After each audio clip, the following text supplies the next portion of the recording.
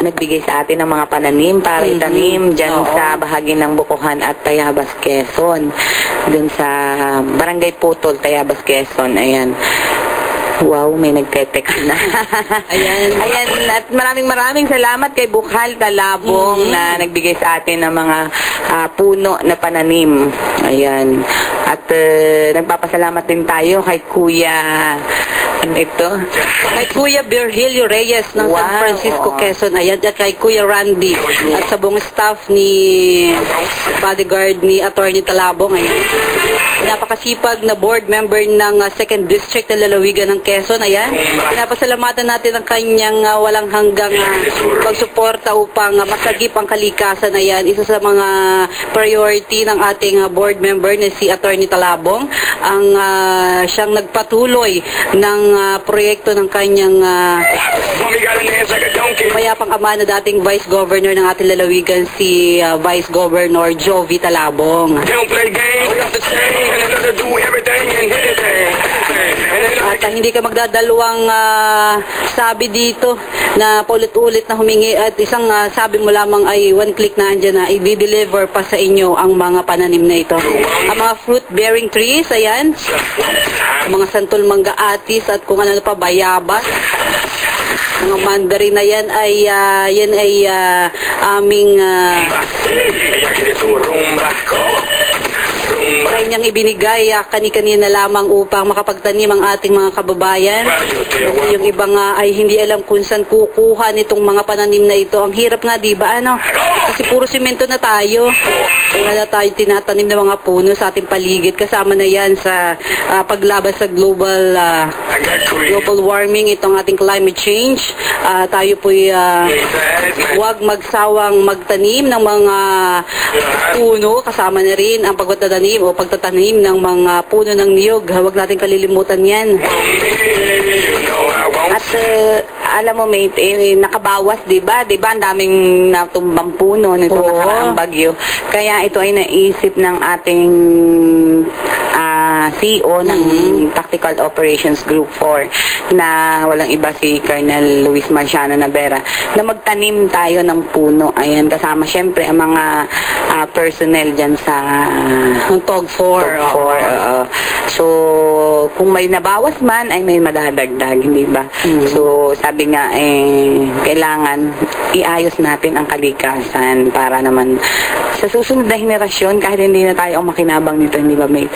At bago ang lahat, binabati ko syempre ang pinaka mabait at talagang sobrang bait na CEO ng Task Force Lucena. Ay talaga. Sila sa atin yan. Ay, wala the nang best iba. na CEO yan, si Colonel Narsing Alamaga.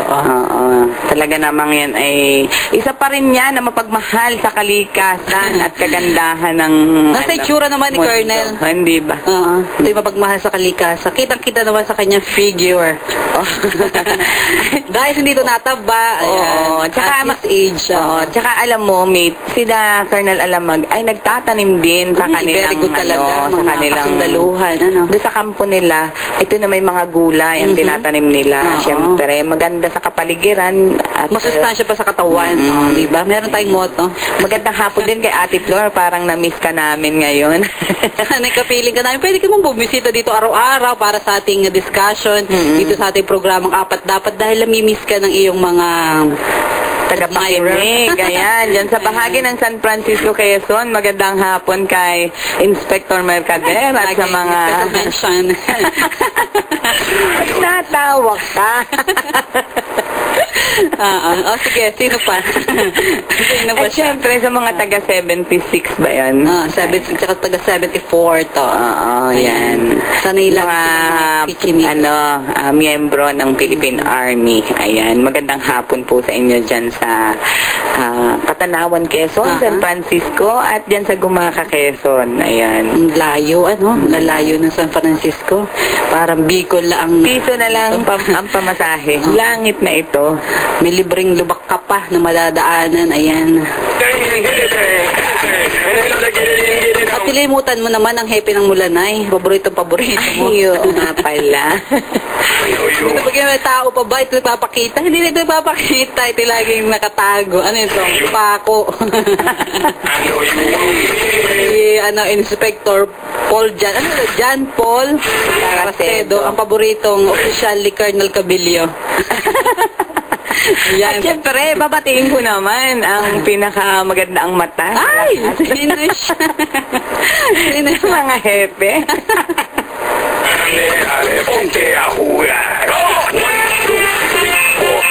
Ayan, sino nga? Pinakamagandang mata at pinakamagandang ulo sa lahat ng hepe dyan sa Bundok Peninsula. Kasi meron pa dito magandang mata sa First District, nasa headset siya ngayon. Ayun, ang sinasabi ko ay yung pinakamagandang mata at pinakamagandang ulo. Bilog na bilog ang ulo nila. Ay, Perfect shape, ano? si Police Chief Inspector Job. Kala ko'y malilimutan pa. Ano? De Mesa. Nakita mo lang kanina. Kahapon. Ay, nalimutan mo na si Kuya Jab. Ayan. Bata pa po yan. Kay Tagoy, kay parang Tagoy, magandang hapon. Ayan. Mga taga 3rd District, Unisan. Ayan, Unisan. Ang paboritong puntahan niya ni Jenny. Taga-riyan ako Ay, oo nga naman. Wala kaya natin pinupuntahan, mate. Kasi nag-iimbestiga tayo dyan sa mga proyekto ni Ninong mo.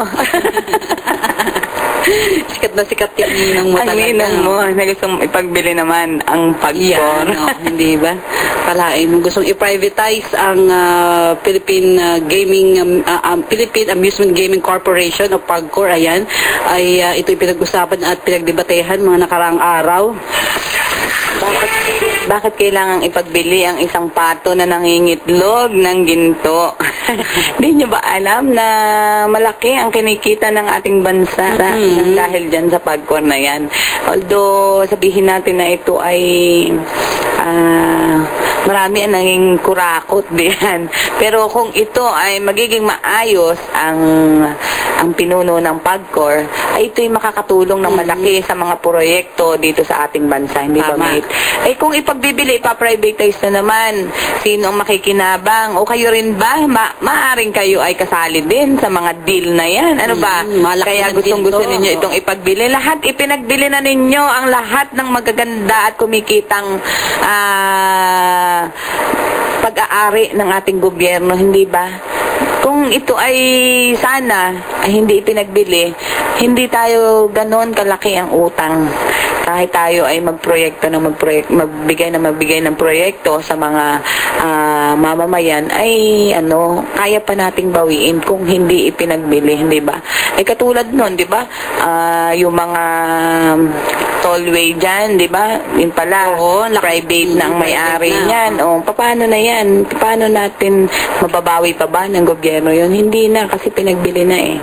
So, sana naman sa panunungkulan ni Noynoy, Pangulong Noynoy Aquino, ay wag naman sana na ipagbili ang isang mina ng ginto katulad ng PAGCOR. Kaya lang, sana ang pagbili naman ng PAGCOR ng hamburger at chicken ay masyadong sana naman ay hindi ganun kamahal na 21 million ang inabot. Para sa mga kapulisan na naman, nakalain mo na naman kayo dito. Tangkot na naman kayo. Magandang hapon kay Colonel Muñoz. Andyan na siya sa region. Palapit siya sa Maynila. Sa Crocodile Farm. Ayan, malapit ka na dyan at isa ka sa kakainin ng mga buhaya dyan. Sure na. Kaganda ng tayo mo din sa Lucena. Binagsak mo ang telepono eh. Yan tuloy. Narilib ka tuloy. Ano ba? Unethical kasi ang mga pinagagagawa mo. I know you want me. You know I want you. I know you want me. You know I want you. I know you want me. Ayan, at bago tayo magkamunyosan, pakinggan muna natin ang mga balita mula dito sa newsroom kay Mate Amanda. Maraming salamat kasama Jen. At narito ang ating mga headlines ng mga balita. George Sarmiento ang bagong PAGCOR President.